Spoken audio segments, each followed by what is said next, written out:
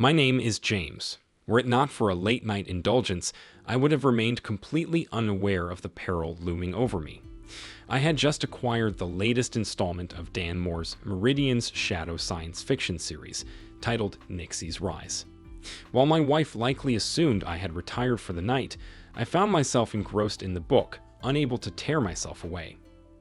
Typically, I retire to bed early, around 10 p.m., while my wife enjoys staying up to catch the late-night TV programs. Our living room, where the television resides, is situated on the ground floor, whereas our bedroom occupies the second floor at the back of the house. This spatial arrangement often results in minimal auditory overlap between us. At 11:30, the ringing of the phone jolted me from my literary immersion. Reacting instinctively, I reached for the receiver, only to be caught off guard by the conversation unfolding on the other end. Melissa, my wife, spoke in hushed tones, almost conspiratorially, with a man whose voice remained unfamiliar to me. Yes, he's out cold, completely oblivious. We can speak freely. Well, soon enough, he'll be truly out of the picture, won't he? Absolutely, David. I just need to ensure the new insurance policy I took out on him kicks in fully before his accident. How much coverage did you manage to get this time? Just over $1.8 million. Combined with his investments and patents, we'll be set for life. Let's be careful not to raise any suspicion. We can't afford to let this opportunity slip away. Don't worry. In about 6 weeks, he's planning a cross-country flight to visit his parents. You know how it goes. The plane will crash, and he'll be gone with it. At that moment, I discreetly returned the phone to its cradle and hurriedly climbed into bed. I didn't want Melissa to suspect that I overheard her conversation. The revelation shook me to the core. I thought our marriage was solid. Sure, things had slowed down in the bedroom after 20 years, but I never imagined they had deteriorated to this extent. I feigned sleep until I was sure Melissa had drifted off, then silently rose from bed and retrieved my pistol from the nightstand. Downstairs in the basement, where my bullet reloading equipment was stationed, I meticulously refilled the pistol's magazine with empty shell casings. These casings, however, weren't loaded with gunpowder. Instead, I filled them with an abrasive substance used for cleaning shell casings in my vibratory cleaner. The weight of the cartridges remained indistinguishable from fully loaded ones to the touch. Reloading the pistol with these dud rounds, I returned to the bedroom after flushing the toilet to create the illusion of having just used it. In the morning, I prepared to leave for my office, situated about 5 miles away from our home. I informed Melissa that an early meeting awaited me and that I'd grab a quick breakfast en route. Given the flexibility of owning my consulting firm, rescheduling appointments for a day or two posed no difficulty. My initial action was to contact Lewis, an old college friend who operated a detective and security business roughly 30 miles from my office. I requested his presence, along with his anti-bugging equipment, explaining it was a confidential matter unsuitable for discussion over the phone. Familiar with my previous work for segments of the Department of Defense, Lewis accepted my request and agreed to arrive within the hour. While awaiting Lewis's arrival, I meticulously combed through my office for any signs of surveillance devices, but came up empty-handed. He appeared roughly 40 minutes later, promptly placing a small tape recorder on my desk and activating it. The ensuing cacophony of hisses, chirps, warbles, and wails filled the room as he wielded a peculiar-looking gadget, scanning my phone and its lines. After completing his initial sweep, he silenced the noise and repeated the process. Silently, he gestured for us to step outside before divulging his findings in the car. James, upon initial inspection, I can confirm 3 bugs in your office. They're of high quality, activated only by sound or phone usage. These aren't your run-of-the-mill amateur devices. They're sophisticated. Are you serious? I thought I'd scored the place for bugs and found nothing suspicious. It's not uncommon. Whoever installed these is skilled. They activate only when necessary. My suspicion is they're concealed in your false ceiling, within the phone itself, or possibly in the outside junction box. My advice? Don't remove them. It could tip off the perpetrators, leading to unpredictable consequences. Now, tell me why you suspected foul play. And so, I recounted the tale to him. Could you inform your wife about scheduling a repaint for the office next week? If she's behind this, they'll likely want to remove the bugs beforehand to prevent damage during painting. Yeah, I can manage that. But in the meantime, what's my next move? The simplest solution is to borrow the CD player and play your favorite music while you work.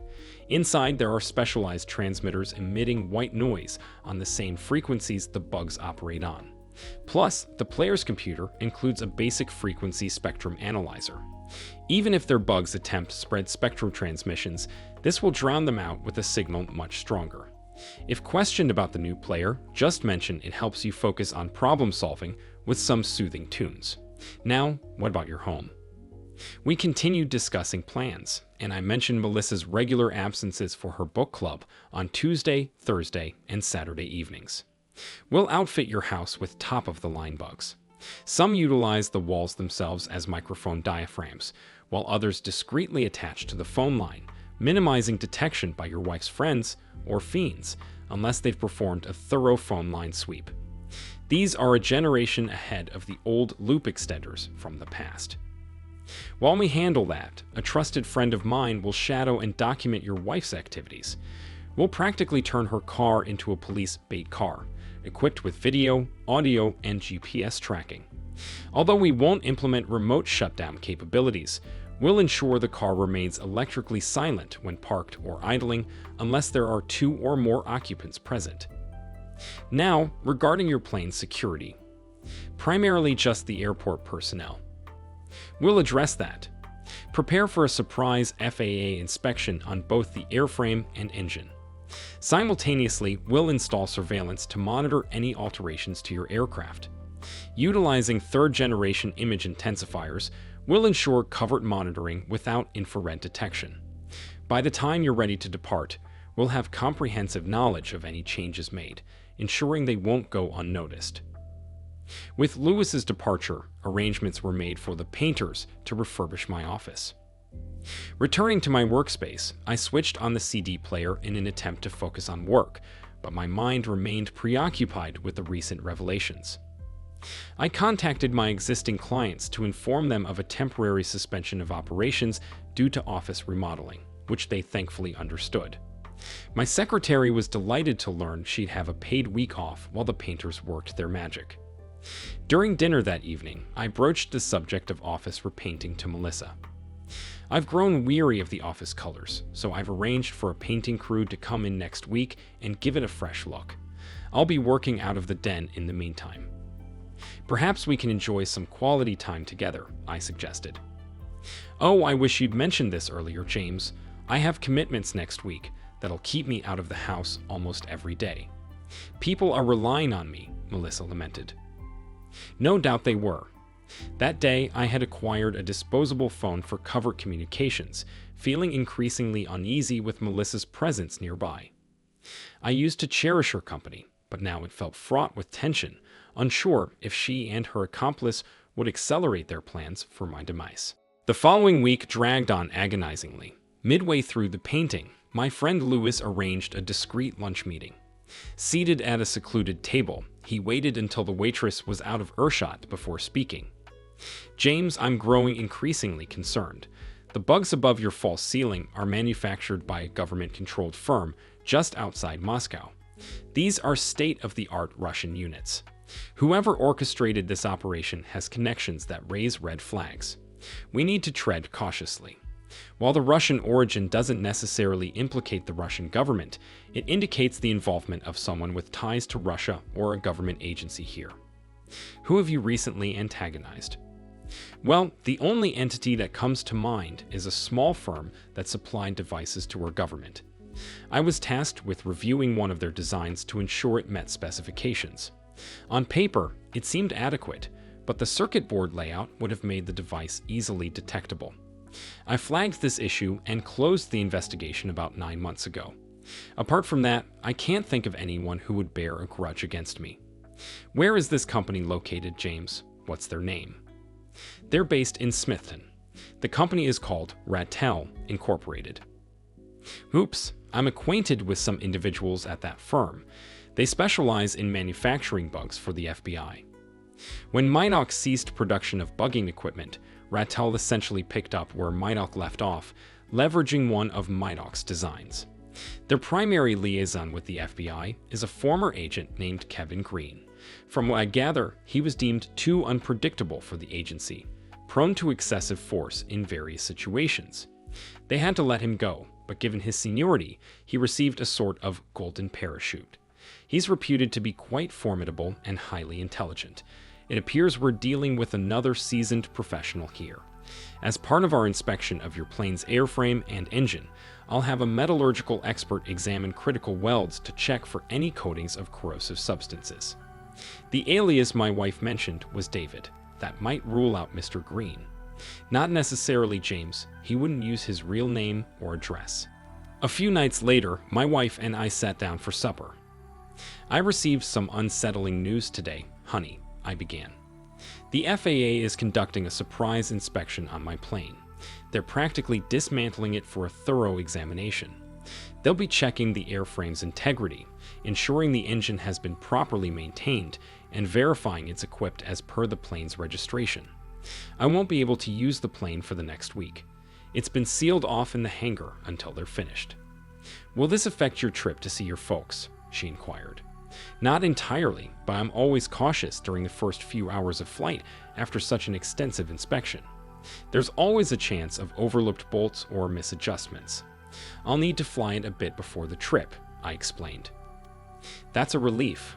I know how much you've been anticipating the visit, she said with a smile. I understood her underlying concern, the possibility that the trip cancellation might thwart any plans for my accident. Dining with my wife had become less about enjoyment and more about vigilant observation, watching for any subtle cues or changes in her behavior, ensuring she remained unaware of my suspicions. It had become akin to navigating oral exams for one of my datees. A week later, Lewis provided an update on the bugs installed in our house, revealing some concerning findings. My wife and her acquaintance, David, had been quite intimate in our home. It dawned on me why she had sent me on errands to fetch obscure cooking ingredients multiple times the previous week. As the time for the trip approached, the inspection of the plane revealed no anomalies. Everything appeared in order. While packing my suitcase, my wife handed me an elaborately wrapped package. Please take this with you, honey. It's a gift for your folks. I won't be there to see them, but I want them to know I'm thinking of them, she said sweetly.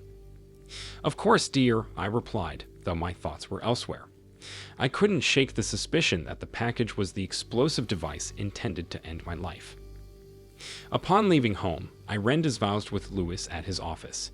He had arranged for a nearby veterinarian to assist in x-raying suspicious objects, such as the package for my parents. At Lewis's office, I was introduced to Thomas Kelly, a bomb expert from the BATF. James, meet Thomas Kelly. Thomas, this is James, Lewis said, facilitating the introduction.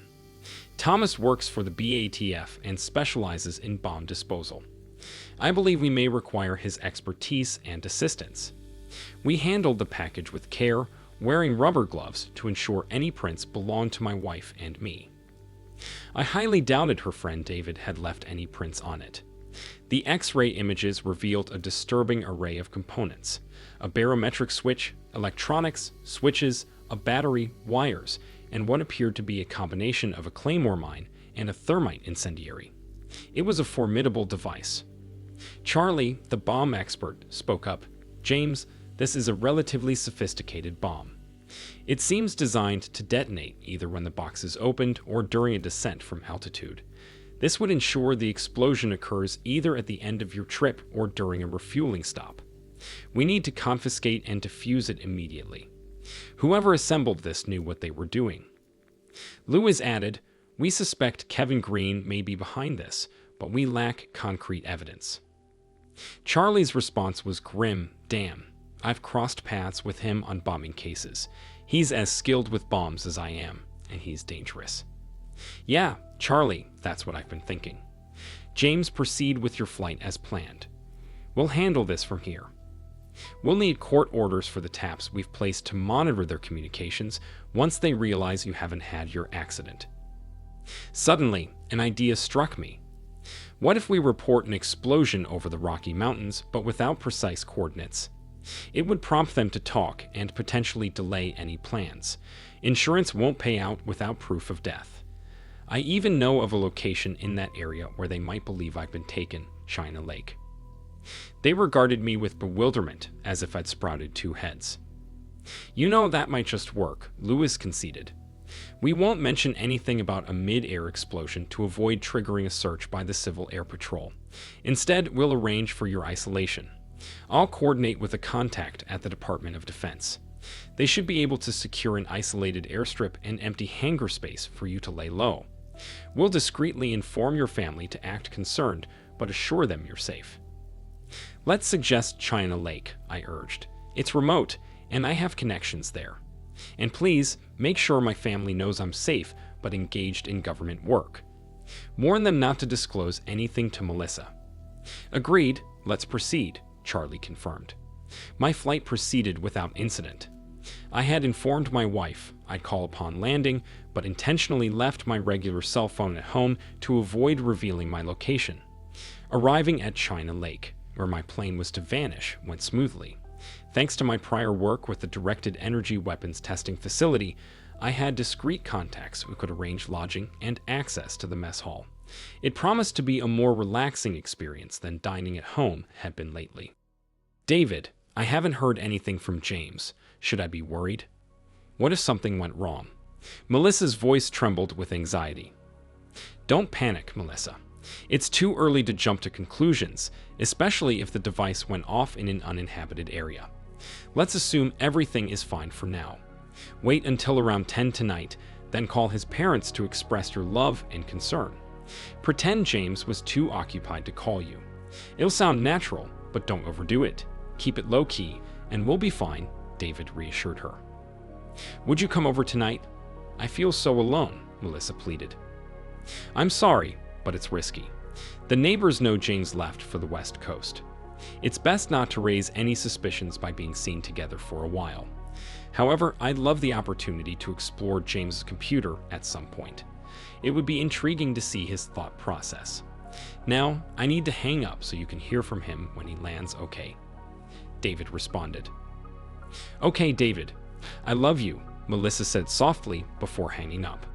As the evening wore on without a call from James, Melissa's anxiety reached its peak. By 10 o'clock, she was on the verge of bursting. With trembling hands, she dialed James's parents. Hello, Mom. Can I please speak to James? I think he may have forgotten to call me, Melissa pleaded. Hi, Melissa. I'm sorry, but James hasn't arrived yet. What time did he leave your place? James's mom inquired. He left around 9 this morning, so he should have been there by now, Melissa replied, her voice strained with worry. We haven't heard anything from him. It's possible he's made some changes to his plans and decided to visit some old college friends. You know he has friends in Nevada. Don't worry too much, Melissa. James knows how to look after himself, James's mom reassured her. Relieved by her words, Melissa thanked her and hung up, though her concern for James lingered in her mind. Melissa found herself thrust into an unfamiliar and stressful situation, seeking solace in David's repeated assurances that everything would ultimately be all right. Despite her persistent efforts, her inquiries to James's parents yielded no new information, and they appeared oddly unperturbed by his absence. Recognizing Melissa's increasing reliance on him, David gently urged her to refrain from further contact, wary of drawing unwanted attention. Frustrated by the lack of progress, Melissa took matters into her own hands by officially filing a missing persons report. Seeking guidance at the airport, she was met with disheartening news. Authorities were reluctant to initiate a search for a private pilot without evidence of a downed plane. Without such proof, her efforts to locate James seemed futile, and her anxiety continued to mount. Meanwhile, James found himself enjoying the comforts of the officers' club at the base. Having collaborated with some of the China Lake staff on specialized test projects involving directed microwave pulsed energy weapons, he felt a sense of security in familiar surroundings. Situated far from populated areas, the base boasted double fences and round-the-clock patrols, providing James with a level of safety akin to Fort Knox. The quality food and company further eased his stay, and he kept himself occupied by lending a hand with minor tasks, offering his services gratis to stave off boredom. As days passed, Melissa left no stone unturned in her quest to locate James. Despite scouring his address book and reaching out to friends in Nevada and along the West Coast, her efforts proved fruitless. Daily calls to the airport's air traffic control yielded little beyond confirmation of James's disappearance amidst the Rocky Mountains' rugged terrain. Growing increasingly anxious, Melissa found herself on the verge of a breakdown. In a desperate bid for reassurance, she reached out to David, seeking solace amid the uncertainty plaguing her every thought. His parents suspect he might have stopped by to see old college friends in Nevada, but his friend there hasn't heard from him. I'm getting worried. If he's safely landed and the bomb goes off, it won't look like an accident. And if it happens when he's with his government contacts, the FBI and BATF will get involved, making things very dangerous for us. What should we do? Melissa's voice quivered with anxiety. Stay calm, Melissa. Panicking will only make things worse. Assume everything's fine and stick to the story we've rehearsed. Trust me, it'll be okay, David replied, his tone steady. It's easy for you to say. If this looks like a bombing, I'll be implicated. I don't know if I can handle a real interrogation, Melissa fretted. Keep your composure, Melissa. This plan will work out. By the way, who did you name as the beneficiary on those policies? David inquired. I followed your instructions. They're designated to go to me or that charity you mentioned, Melissa affirmed. Good job. Everything will work out. To ease your nerves, why don't you open that beautiful bottle of wine I brought over? It'll help calm you down, David suggested. Thank you, David. I appreciate you taking care of me like this, Melissa responded gratefully. Kevin Green, also known to Melissa as David, remained unperturbed. If the plane vanished in the mountains without a trace, the insurance payout could be indefinitely delayed, a convenient outcome for him. However, he realized that Melissa posed a potential risk to his plans. She was the sole link that could lead back to him. With his fabricated charity slated to receive the insurance funds in the event of Melissa's demise, he felt secure. His meticulous planning included leaving Melissa the bottle of wine, which contained enough obscure poison to kill 50 people. This particular brand of wine, widely distributed and lacking a tax seal, would render tracing it back to him nearly impossible. Furthermore, he had purchased it several years earlier, ensuring his tracks were well covered. Given the poison's origin in the old KGB arsenal and its rarity, it was unlikely to be detected by the coroner. Kevin Green's scheme was carefully crafted to eliminate any potential threats to his safety. Charles, the BATF agent, listened intently to the tape recording of the phone conversation, which was impeccably clear. One particular detail unsettled him. The mention of the wine didn't align with Kevin Green's typical behavior patterns. This discrepancy raised a red flag in Charles' mind, hinting at a potential anomaly. However, he hesitated to take immediate action that could jeopardize the ongoing investigation. His contemplations were abruptly interrupted by the ringing of his phone. "Agent Kelly speaking," Charles answered. "Charlie, it's Franklin from our DC lab. We've made a breakthrough with the bomb analysis you sent over. We found a human hair in the box and managed to retrieve half a fingerprint from the inside of one of the pieces of electrical tape. Our perpetrator slipped up. The print matches Kevin Green.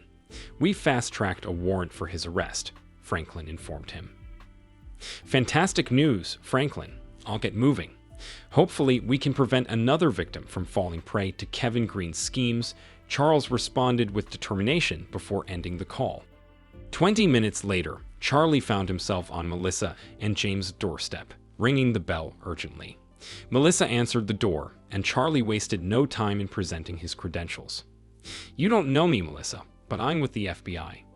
Agent Smith and a couple of local police officers are with me. We need to talk to you right away. Your life may be in danger," Charlie stated firmly. Melissa, visibly alarmed, ushered them inside. On the coffee table sat the bottle of wine, a glass, and a corkscrew. "Have you consumed any of that wine?" Charlie inquired urgently. "Yes, it's quite good," Melissa began to reply. "Call 911. Get an ambulance here immediately. Alert the hospital that this is an emergency, Charlie directed his colleagues. We need to act fast to save this woman's life. Confused and frightened, Melissa questioned, "What's happening?" "A friend of mine gave me this wine." "We know. You know him as David, but we know him as an ex-FBI agent named Kevin Green. We strongly suspect that he left that bottle here with poison in it to ensure you couldn't identify him if things went awry." "Trust me, things have gone very wrong," Charlie explained urgently. Despite the heroic efforts to save Melissa, they proved futile. The poison she had ingested had no antidote. Tragically, she succumbed to its effects within a matter of hours, unbeknownst to anyone at the time. As for Kevin Green, the evidence from the tape recording and his fingerprints on the wine bottle sealed his fate. He was destined for a lifetime behind bars in a federal supermax prison. Meanwhile, Ed felt confident in his safety. He had meticulously removed his surveillance devices from James's office and dismantled the tap on James's home phone. Convinced that he had covered his tracks thoroughly, he continued with his routine, unaware of any looming threats. However, his sense of security was shattered when his secretary informed him that an unexpected visitor, accompanied by an unfamiliar FBI agent, had arrived to see him. Curious, Ed agreed to meet them. "Long time no see, Charlie. What brings you to town? Taking a break or something?" Ed greeted him. "Or something, Ed. I have something that might interest you," Charlie replied cryptically, handing Ed a copy of a warrant. "What's this, Charlie? Some kind of agency prank?" Ed questioned, bewildered by the unexpected turn of events. "Nope, it's the real deal. We've had you under surveillance for over 2 weeks now. We've got some top-notch audio and video evidence that would make your head spin. You can even watch yourself removing those Russian bugs from James's office. And don't forget the hair and thumbprint you left behind on the bomb tape. Your prints are all over that wine bottle, too, not to mention the poison we've analyzed. We're itching to know how you managed to get your hands on cutting-edge Russian spy gear and ancient KGB poison. You'll have plenty of time to spill the beans while you're behind bars for the rest of your life. Oh, and by the way, James is doing just fine. The bomb ended up in Washington, D.C. instead of on his plane, thanks to me disarming it. It was a clever design, but it lacked a radiation sensor that would have triggered it during an X-ray. You always were a bit sloppy." Ed's expression shifted from one of confidence to that of shock and disbelief. He was promptly taken into custody, and James remained unaware of his fate, except for the fact that he was enjoying the accommodations of Alcatraz of the Rockies, Florence ADMAX. Finally back at home, James reflected on how a simple science fiction book had saved his life. If he hadn't been engrossed in Dan Moore's Nixie's Rise, he might very well have met a grim fate. It's remarkable how seemingly inconsequential things can tip the scales between life and death. With a shudder, James contemplated the close call and the profound impact of mere chance on his existence. Thank you for watching this video to the end. If you liked it, please like it and subscribe to the channel. See you soon.